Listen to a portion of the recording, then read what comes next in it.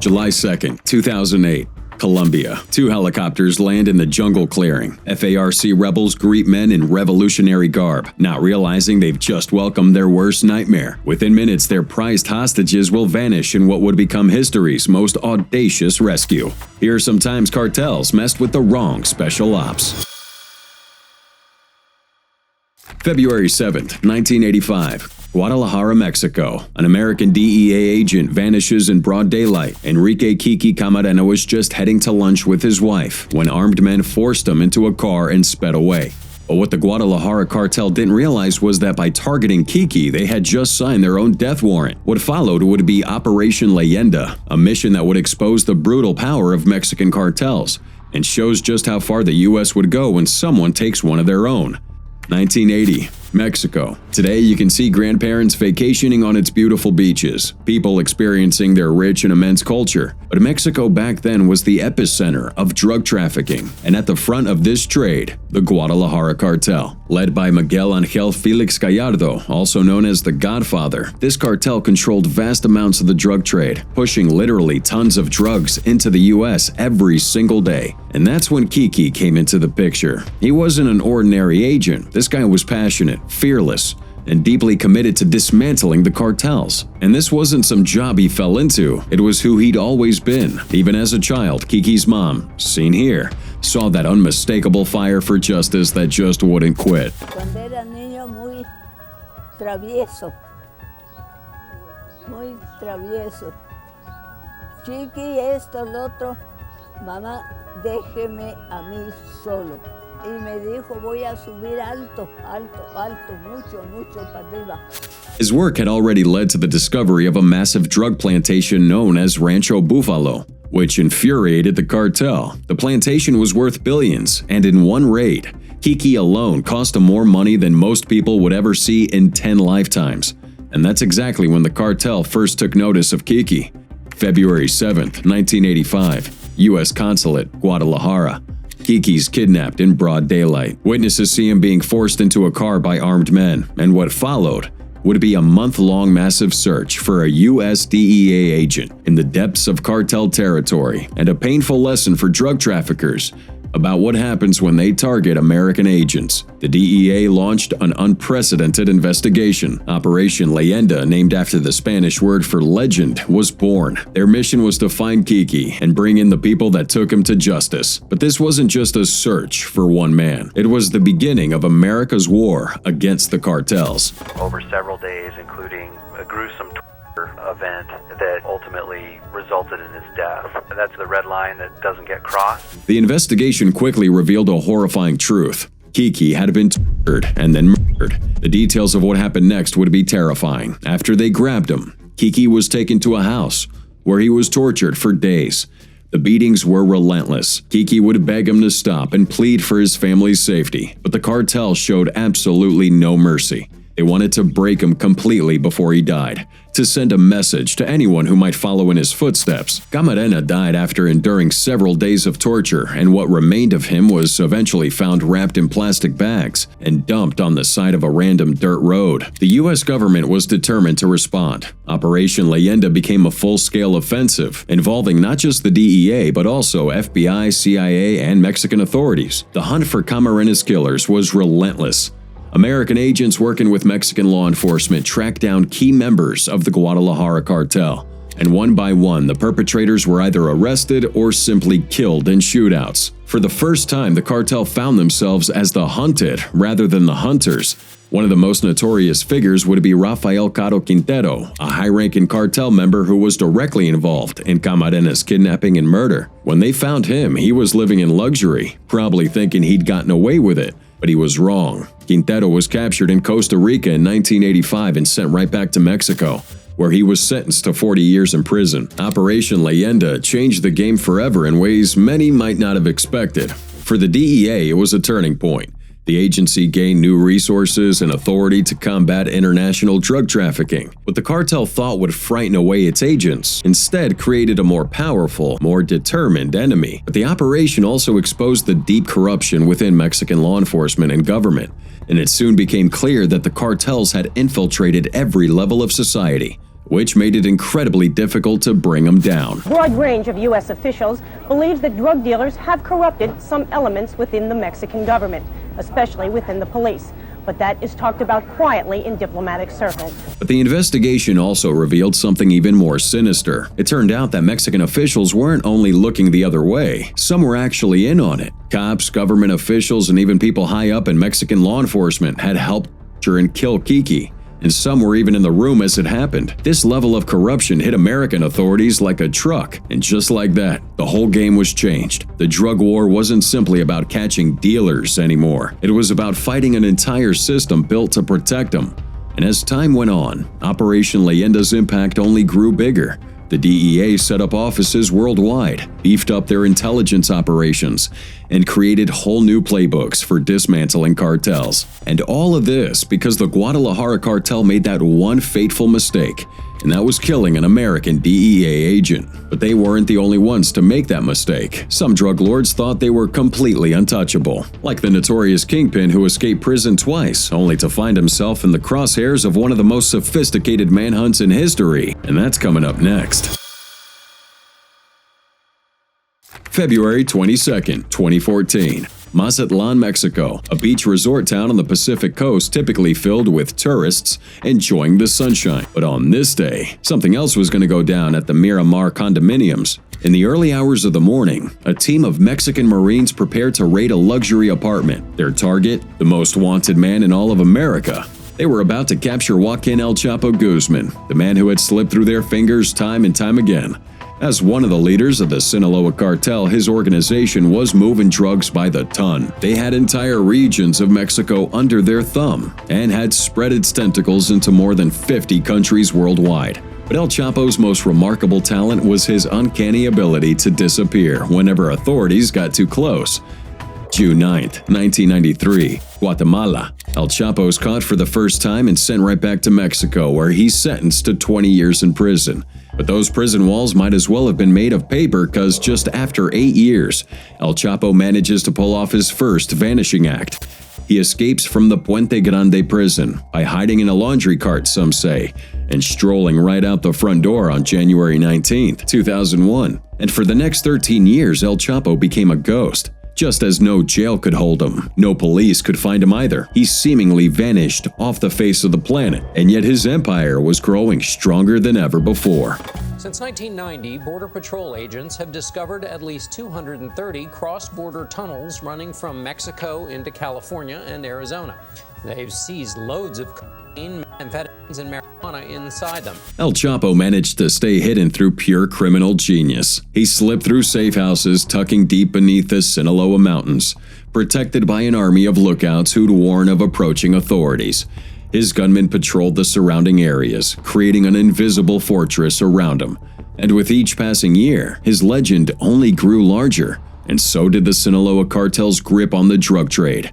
But in 2014, the game changed completely. After years of watching El Chapo slip through their fingers time and time again, American and Mexican authorities decided to scrap their old playbook. Instead of chasing his entire organization, they zeroed in on one target, El Chapo himself. Everything started with intelligence.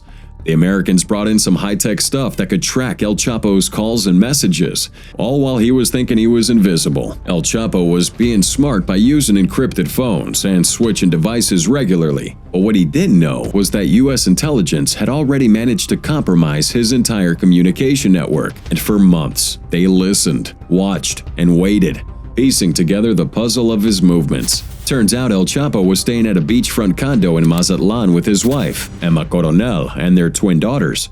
The planners of Operation Black Swan knew they had one shot at this. So their plan was simple. They'd strike at first light when guards would be tired and security at its weakest. They'd use only Mexican Marines. Because after what happened at Kiki Camarena, they were the only Mexican force the Americans fully trusted. The team would then have to move lightning fast, avoiding any shootouts that might give El Chapo precious seconds to vanish again. The 2014 operation was successful, and El Chapo was captured and imprisoned once again. But in this almost unbelievable twist, on July 11, 2015, he escaped again, this time through an elaborate mile-long tunnel dug directly into his prison cell shower. January 8, 2016. After 6 months on the run, Mexican authorities launched yet another operation to recapture El Chapo. The streets stayed dead quiet as Marines made their way into safe houses where Chapo was rumored to be staying. The body cam footage captures the actual raid. Moment by moment, Marines sweep through hallways with their weapons, when suddenly, gunfire erupts.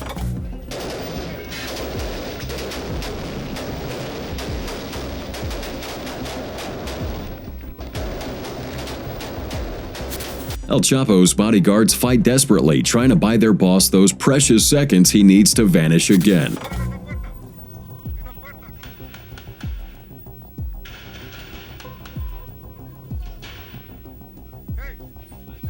The Marines respond with overwhelming force. Room by room, they clear the building until they stumble upon a mirror that doesn't look quite right. They smash through and find a hidden room behind. But once again, it was empty. El Chapo managed to sneak through a hidden hatch. The Marines found a huge collection of weapons in the apartment, including rocket-propelled grenades and assault rifles. And then, their radios crackled with urgent news. El Chapo had been spotted across town. He managed to slip through a tunnel system that ran beneath the building and emerged only a few blocks away, trying to escape in a beaten-up old car. The Marines raced to cut him off and surrounded the vehicle before he could disappear again. As they led El Chapo away, one Marine recalled the look on his face, not anger or defiance, but shock. For perhaps the first time in his life, El Chapo had been outsmarted. And this time, the Mexican government wasn't taking any chances. Within a year, they extradited him to the U.S., where he was put on trial in New York. The world's most wanted narco looked confused, overwhelmed even, asking the DEA agent, "Where am I?" "Nueva York," they told him. His face says it all. 2019. After a dramatic 3-month trial that revealed the inner workings of the Sinaloa cartel, El Chapo was convicted on all counts and sentenced to life in prison plus 30 years. And today he's sitting nicely at ADX Florence in Colorado, America's most secure supermax prison. Now, Operation Black Swan needed guns and battering rams. But our next story reveals a completely different approach to taking down criminal organizations. July 2, 2008. A remote jungle clearing in Colombia. 2 civilian choppers descend from the sky, kicking up dust as they land. Men in Che Guevara t-shirts and FARC armbands step out, greeting the guards. It looks like a routine prisoner transfer, but these weren't FARC rebels. And this wasn't a routine transfer. This was Operation Jaque, the boldest and most creative hostage rescue in modern history. But how did Colombian Special Ops pull off a mission so audacious it could be part of a Hollywood script? And how the hell did they free 15 hostages, including former presidential candidate Ingrid Betancourt, without firing a single shot? Early 2000s.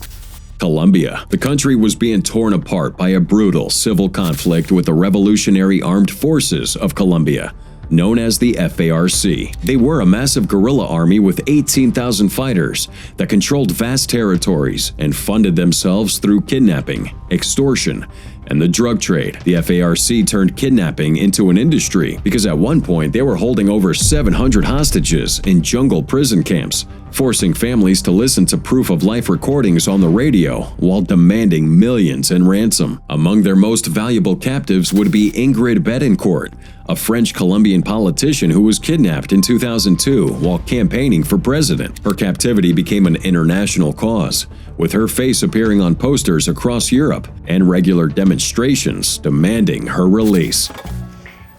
Simplemente nunca había experimentado lo que era el verdadero miedo. Esto cambió el 23 de febrero del 2002. Yo en ese momento era candidata a la presidencia de Colombia y estaba adelantando mi agenda de campaña cuando fui detenida por un grupo de hombres armados. Alongside Betancourt were 14 other high-value hostages, including 3 American defense contractors, Keith Stansel, Mark Gonsalves, and Thomas Howes.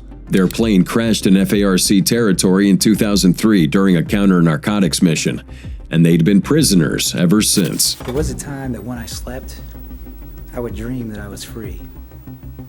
That time was only a few days ago.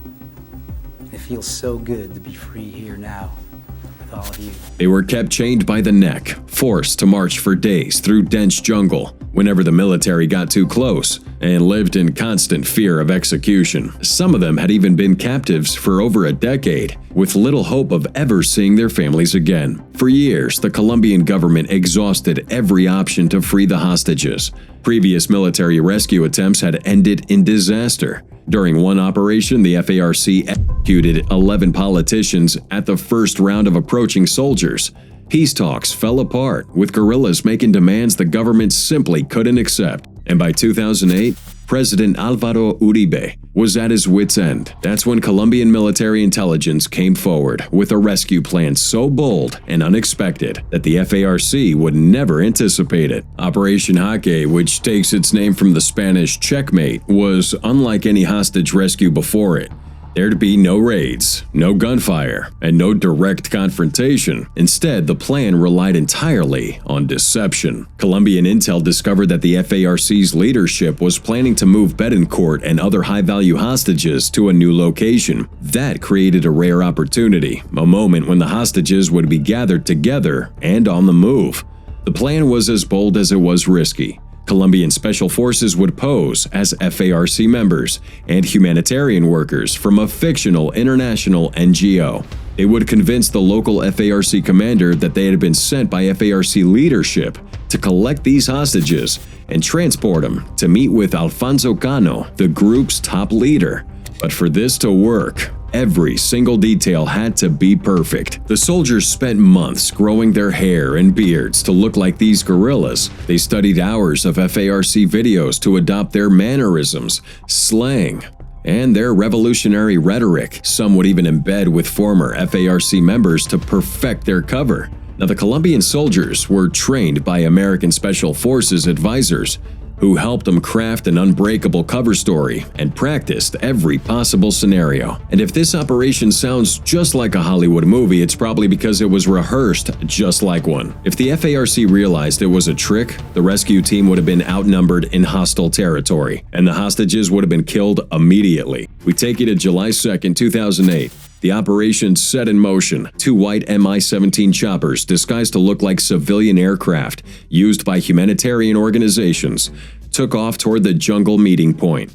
Aboard would be elite Colombian soldiers disguised as FARC rebels, humanitarian workers, and journalists. They even brought along a fake Australian hostage to make the scenario more believable. So when they land at the rendezvous point, the real FARC commander, Cesar, greets them, completely unaware. These guys had to stay in character the whole time. They would even speak in their revolutionary language and present fake orders from the FARC leadership. They told Cesar they were going to transport these hostages to meet with Alfonso Cano for a potential prisoner exchange. And it worked. The FARC seemed to believe them.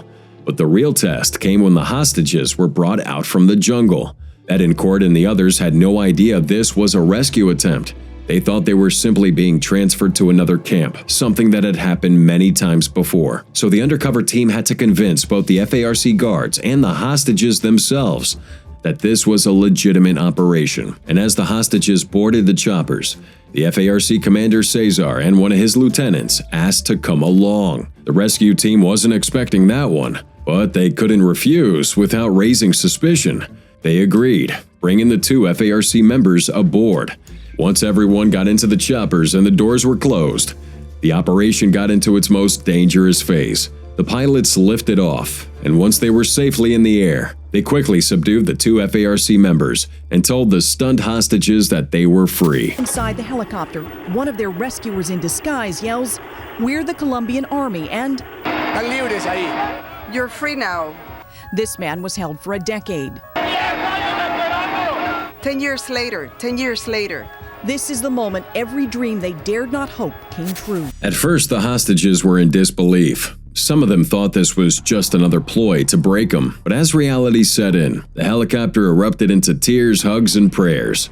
Betancourt, who had endured 6 years of captivity, later described this moment. The helicopter almost fell from the sky because we were jumping up and down, yelling, crying, hugging one another. The operation was flawless. Not a single shot fired, not a single person injured, and all 15 hostages were rescued. 2 FARC leaders were captured, and the rest of the FARC unit had no idea what had happened until those choppers were long gone. Operation Jaque dealt a devastating psychological blow to the FARC, and it showed that their communications weren't secure, that their chain of command could have been impersonated, and that even their most closely guarded hostages weren't safe. It was a humiliation from which they never fully recovered. For Colombia, it'd be a turning point in their long fight against the guerrillas. Public support for the government soared, and the FARC's image as this invincible jungle force was shattered. Within a few years, defections increased, and the FARC's power began to decline. And by 2016, they would agree to a peace deal and lay down their weapons. But while Operation Jaque relied on an elaborate deception, our next story will show you how Peru's most wanted terrorist was finally brought down by something shockingly simple: a discarded tube of medicine. September 12, 1992. Lima, Peru. In a quiet middle-class neighborhood, a 2-story house sits on Los Sauces Street in the Surquillo district. From the outside, it looked like any other house. But behind these walls would be Abimel Guzman, the mastermind behind one of Latin America's most brutal terrorist organizations. And right outside, members of Peru's elite police unit, Tincote, are about to make their move. Early 1980s, Peru. The country was slowly descending into chaos, and at the center of it all would be Sendero Luminoso, or the Shining Path, one of the scariest guerrilla groups out there. Founded by former philosophy professor Abimel Guzman, it combined Maoist ideology with an almost religious devotion to violence that would shock even other revolutionary movements. On April 19, 1980, Guzman ordered Shining Path followers to take up arms and prepare to cross a river of blood in their quest for power. Guzman, calling himself President Gonzalo, wanted to completely destroy Peruvian society so that he could later rebuild it from scratch. Under his leadership, the Shining Path launched a campaign of terror unlike anything Peru had seen before. Para cambiar una sociedad necesariamente tiene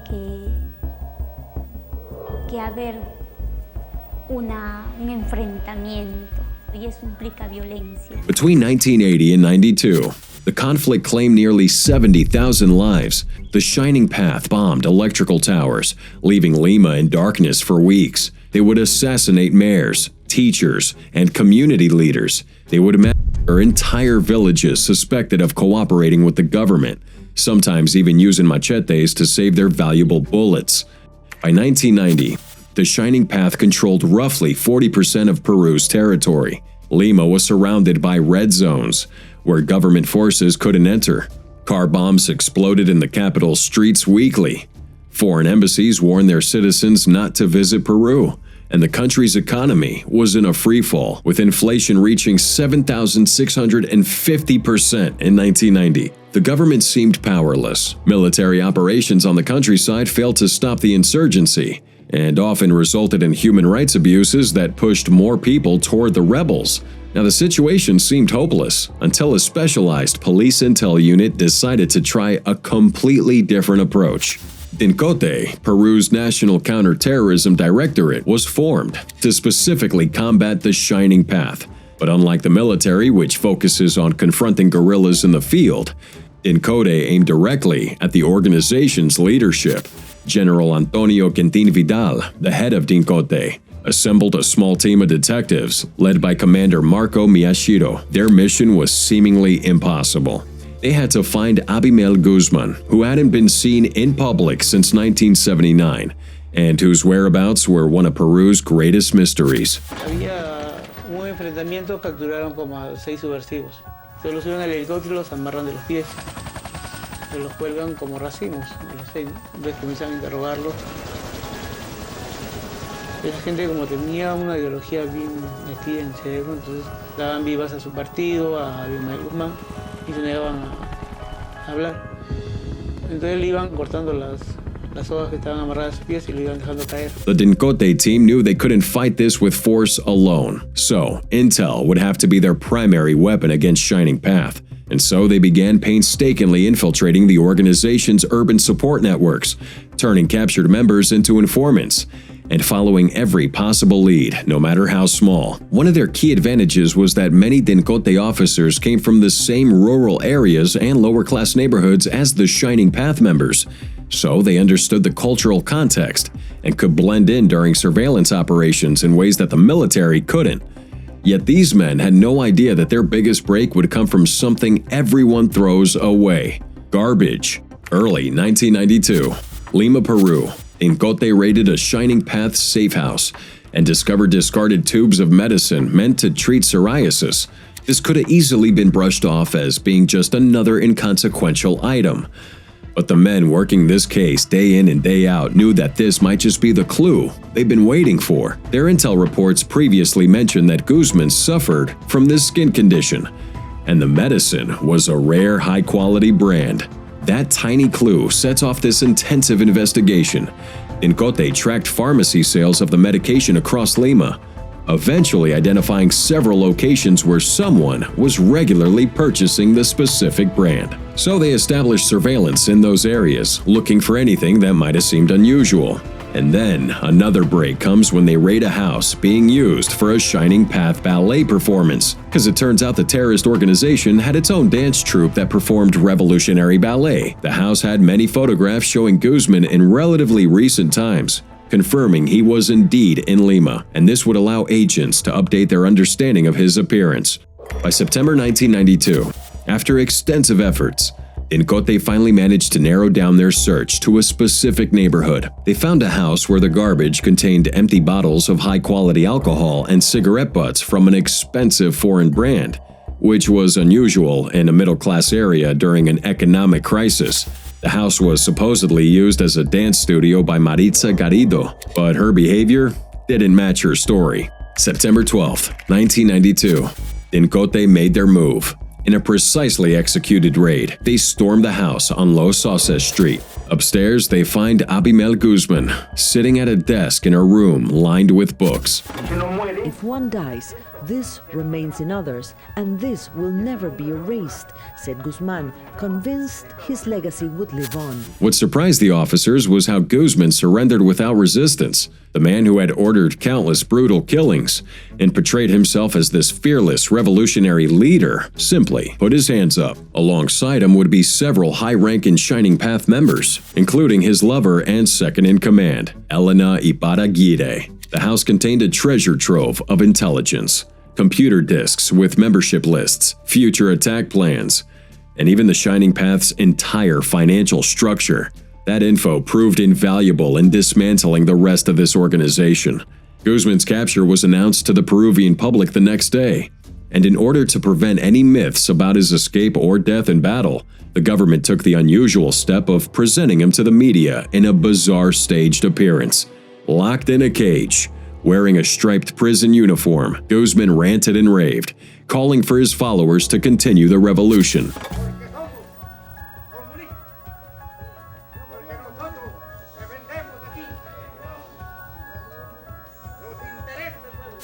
But the image of this once mysterious leader, reduced to a caged, aging man, destroyed the aura of invincibility the Shining Path carefully cultivated all those years. And with Guzman's leadership, the Shining Path quickly fractured. Many members surrendered, or were even captured in subsequent raids.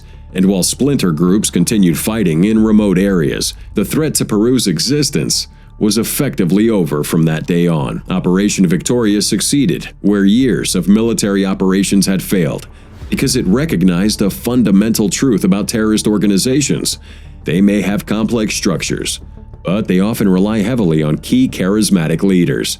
By patiently gathering intel and focusing resources on capturing Guzman rather than fighting every battle, Dincote delivered a strong blow that military force alone could never achieve. For Peru, Guzman's capture marked the beginning of recovery. The economy stabilized, foreign investment returned, and people could once again walk the streets of Lima without fear of bombings. Abimael Guzman spent the rest of his life in prison, dying in 2021 at the age of 86. His revolution failed, but the scars it left on Peru can still be seen to this day. Now that's what good old-fashioned detective work looks like. But this next story shows what happens when plans backfire spectacularly, when an operation meant to catch cartel gun runners would instead arm the very criminals it targeted. October 2009. Phoenix, Arizona. ATF watches as suspicious buyers purchase multiple semi-auto rifles, but instead of making arrests, they let them walk, hoping to track them to the big dogs at a later date. Now that was the beginning of what will later be known as Operation Fast and Furious. Once I arrived in Juarez, within an hour over the police scanners, a body had been found. And then maybe 30 minutes later, another body, and then another body, and by the end of the day, it was about 10. Next day, 10. Next day, 10.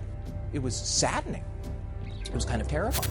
Just across the border in Ciudad Juarez, Mexico, La Línea, the enforcement arm of the Juarez cartel, was engaged in a bloody war with the Sinaloa cartel. Made up mostly of former officers, La Línea combined law enforcement training with cartel violence in order to terrorize the region. The concept behind Fast and Furious seems sound in theory. Track the weapons to identify entire trafficking networks.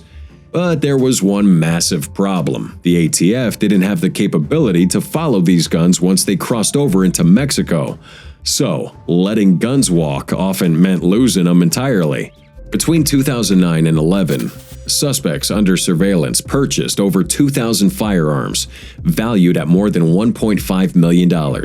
These weapons, including 50 caliber sniper rifles, then disappeared across the border, many ending up right in the hands of the cartels.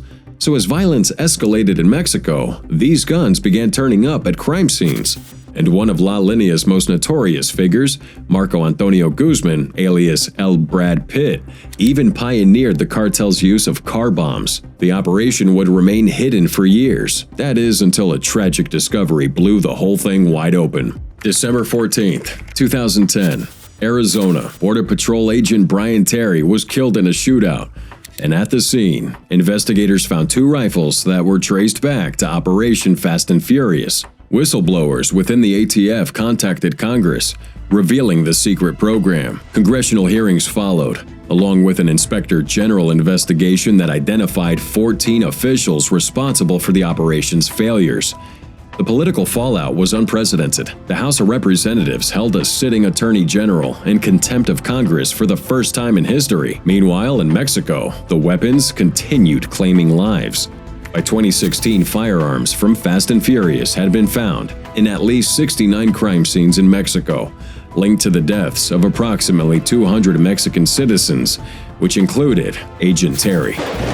No drug kingpins were ever arrested, but the drug cartels became well-armed. Records obtained by CBS News show the weapons were used in a U.S. immigration agent's murder last year in Mexico. They were also used by drug cartels that assassinated a Mexican official's brother and attacked 2 Mexican government helicopters. Now, up next is something completely different. The story of a single Mexican Marine commander whose ruthlessness struck such fear into cartel members that they trembled at the mere mention of his name. 2016. Tamaulipas, Mexico. Members of the powerful Gulf Cartel received disturbing news. A certain Mexican Marine commander had been spotted in their territory. Within hours, lookouts are doubled, safe houses emptied, and some cartel leaders even choosing to flee the area entirely. Now, what could make these heartless, brutal guys react with such fear? Oh, it was the arrival of El Marino Loco, the crazy Marine. Estamos en esta tierra tan bonita, Tampico, Tamaulipas, para estar agarrando estos. ¿Qué vamos a agarrar? Malacos que sí. El Marino Loco isn't a character from some cartel folklore. That's a real person, a Mexican naval officer named Eric Morales Guevara, who commanded a special forces unit tasked with fighting cartels in northern Mexico. But unlike some other military commanders who follow standard protocols, Eric over here developed his own unique approach to psychological warfare. His territory was primarily Tamaulipas and Nuevo León, which were dominated by the Gulf Cartel. This was a sophisticated organization with military-grade weapons, thousands of members, and control over entire cities. And while most military operations focused on arrests and seizures, Morales Guevara recognized that cartels derived much of their power from fear and respect. So he attacked something that was way more important than their drug shipments, and that's their pride. His methods were as effective as they were shocking. When Loco raided cartel safe houses, he would push through and do his job, confiscating drugs and weapons. But then he'd take it one step further. He would humiliate the cartel members and strip them of their fearsome image. One of the most infamous operations targeted Sylvester Otto Rodriguez, better yet known as El Chive, a Gulf cartel leader in Tampico. Loco's team didn't just raid the house and destroy possessions, they would take the ashes of El Chive's father from a memorial in that house and leave behind his father's portrait vandalized. That was an escalation beyond the unwritten rules of even their brutal conflicts. El Chive was so enraged that he reportedly placed a $3 million bounty on Morales Guevara's head, one of the largest ever offered for a Mexican military officer. But that was just the beginning. In another notorious raid, El Marino Loco captured Mr. El Memido. But arresting him wouldn't be enough. He dresses him up in women's lingerie, puts makeup on him, and then forces him to kiss his own gunman on camera. And those pictures were leaked online. Now, these psychological tactics had an effect that went beyond individual humiliation. They changed the entire dynamic between the military and cartels. For years, we all thought the cartel was fearless and untouchable. But El Marino pops up out of nowhere and makes them look vulnerable and ridiculous. And yet, despite their obvious effectiveness, his methods were regarded as being highly controversial, even within the Mexican military. You had human rights organizations even going as far as to accuse him of torture and abuse of power. Can't make this shit up. His fellow officers were a little scared that this would provoke more brutal retaliation from the cartels. The American news outlet Breitbart, which closely followed border security issues, published many reports about his operations, highlighting both its effectiveness and the ethical concerns they raised. I don't know, was psychological humiliation justified in fighting organizations responsible for thousands of murders? I'm going to go ahead and say yes, but the debate remains unsolved. What's undeniable, though, is that his tactics made him the cartel's most hated enemy. Narco banners began popping up in Tamaulipas with threats specifically aimed at El Marino Loco. Get this, the Gulf Cartel publicly accuses him of corruption, claiming that he stole weapons and cash during raids, though many saw that as an attempt to discredit their most effective adversary. Now today, the whereabouts of El Marino Loco remain unknown. Maybe he got dismissed from the Navy, or maybe the cartel's bounty was taken. However, there's a third theory, that Mr. Loco here continues to operate, now leading his own anti-drug squadron outside official channels. We've seen photos of cartel members dressed in lingerie and arrested on social media, but whether that's El Marino Loco himself or some other members of the Mexican military simply paying homage is hard to tell.